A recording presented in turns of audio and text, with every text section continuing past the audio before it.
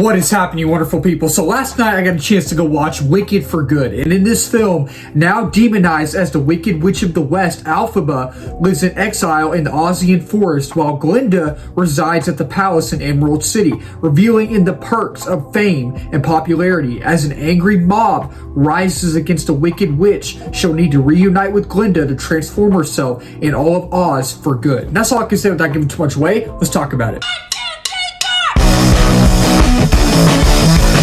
What's your favorite scary movie?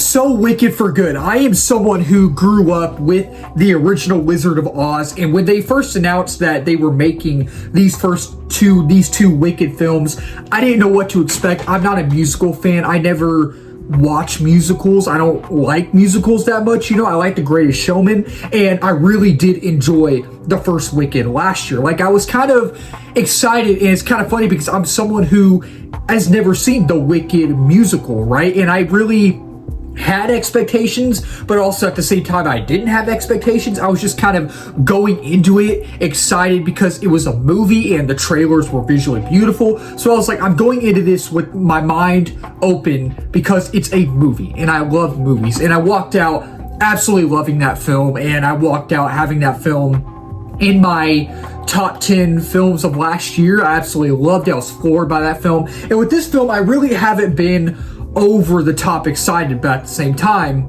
I had expectations. I've been excited. And now after having seen it, to nobody's surprise, it's great. It's great. So if you're new to my channel, or if you've been following my channel for a while, you know that I talk about my positives first and then I talk about my negatives last. But even when I need to be positive, I'll be negative. Even when I need to be negative, I'll be positive as well. But overall, while I do have a few negatives for this film, it's not a perfect film, but it's still a really great film, and it's still a really great conclusion. It's not a perfect film. What film is perfect? There's no such thing as a perfect movie. You know, there's not. But with this film, I really, really enjoyed it. And I was kind of, as I was watching it, as I was sitting in the theater watching it in my seat, I was like, I don't know if I like this film more or the first film more. And I was kind of replaying that in my head. I kept thinking about it. I was like, I don't know if I like the first film more. I don't know if I like this one more. I will say I like the first one more. I like the first one more, and I really think that with this film, just like the first one, it's visually beautiful. It's visually beautiful, and I feel like that's what a lot of people, you know, are going. That's one of the main things people are going for to see this film is the visual aesthetic. There's a lot of things that people are going to see this film for, you know, both of the films, but it's just visually beautiful, and I love the overall visual aesthetic. I love the overall atmosphere, and I think the set design in here, the production design is absolutely elegant, absolutely beautiful in here. I think the costume design is great, and I really just think the performances in here are truly magnificent. You have Jonathan Bailey, who knocks it out of the park, and he actually, in this film, has an arc. He has an arc, and I'm not going to give away any spoilers for what happens to his character, but when you see the film, you're like, oh wow, did not expect that, but I kind of at the same time figured they were going to do something with this character. So he was really great in here. And you have Jeff Goldblum, who is Jeff Goldblum. Jeff Goldblum is playing Jeff Goldblum in this film. He's great, and he does such a really good job at playing Oz. He does, and he plays Oz as this quirky, sometimes serious, like menacing at times kind of character. And I really like how they wrote his character. I like how John M. Chu, whoever the writer was in this film, I don't know if John M. Chu wrote the film, but whoever did write the film did a really good job of writing his character. And I think that everyone in here is great. All the performances are great all around, but I really think that Ariana Grande and Cynthia Erivo are great in here. And the thing with the first film, in my opinion, is I think in the first film, Ariana Grande and Cynthia Erivo both were great. They were both phenomenal in that film. But I think in the first film, Cynthia Erivo did a better job than Ariana Grande, right? But in this film, it's the opposite. I think Cynthia Erivo did phenomenal in here. She was great in here. But Ariana Grande, man, she absolutely knocked it out of the park.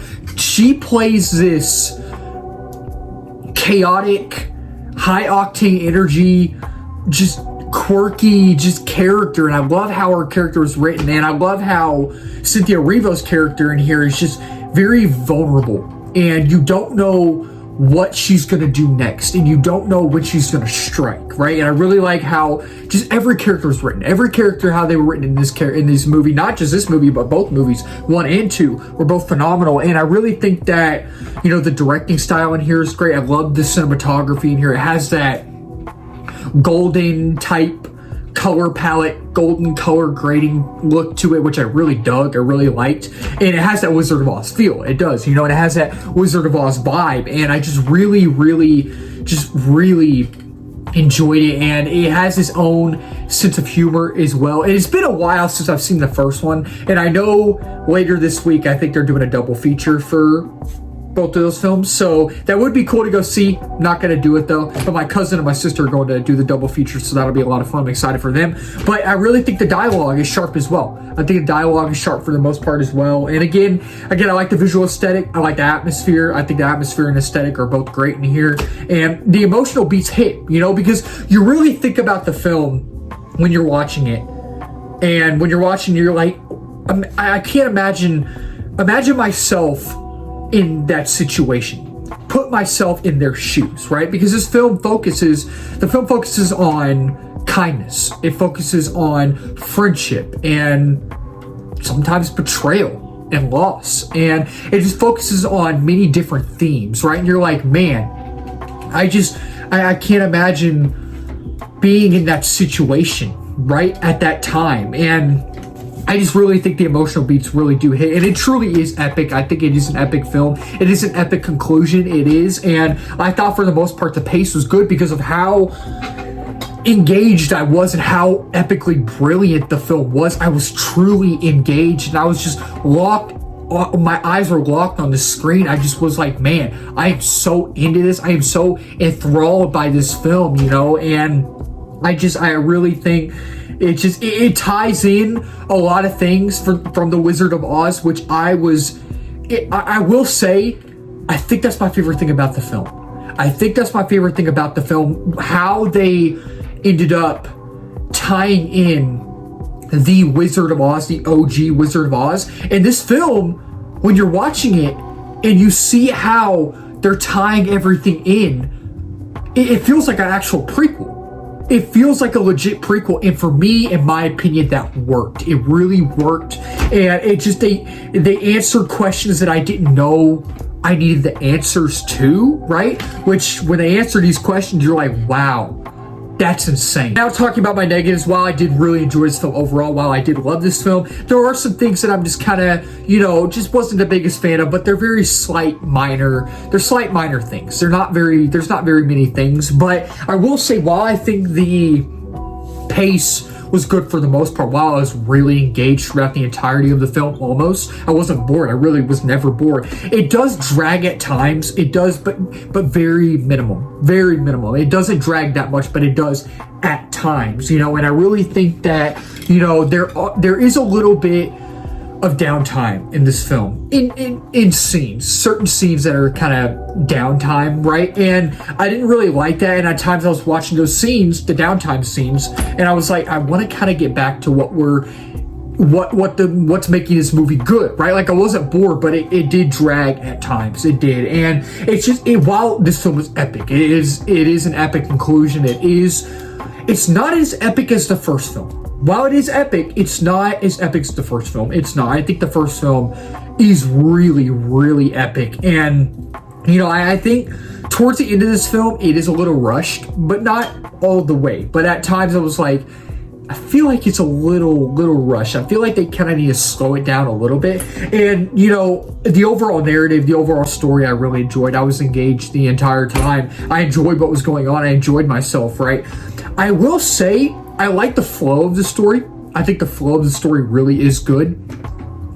Wasn't the biggest fan of the structure of the story, though. It did feel a little odd and maybe disjointed and clunky at times, which didn't really take me out of it. But I heard, you know, people were kind of talking about that in their reviews I was reading on Twitter, and it didn't really take me out of it. But when I read that, what other people had to say, I was like, yeah, I kind of felt the same way.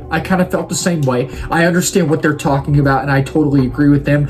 It didn't take me out of it, though. It didn't take me out of the movie, but it is kind of odd and clunky at times. So yeah, overall with Wicked for Good, I really enjoyed this film. I enjoyed the first film as well. And it's funny because both of these are kind of, part one, part two, but they're kind of the same movie in a way, kind of in a way. But I really, really enjoyed both of these films, and I really like the first film more. But with this film, it is definitely an epic conclusion, and it has a great visual aesthetic. The performances are great all around. So with Wicked for Good, I will give this film a 4.5 out of 5 stars. And with Wicked for Good, I will say definitely dedicate your time. If you're a fan of the musical, if you were a fan of the first film, you're going to absolutely love this film. It's really, really good. So that'll wrap up this video. Thank you all so much for watching. If you're new to the channel, please don't forget to subscribe, like, comment, share in this video. We just hit 1K subs a while back. We're now at 1.2K. Next week milestone is 2K and 3K after that. Beyond that as well. If you're new as well, I do movie reviews, TV show reviews, trailer reactions, movie live streams, movie news, movie rankings, all that wonderful movie stuff under the movie umbrella. And let's talk about the comments down below. Did y'all like Wicked for Good? Did y'all not like it? What's y'all's favorite? The first one? This one? Let's talk about it down below. Keep talking movies, wonderful people. Cheers.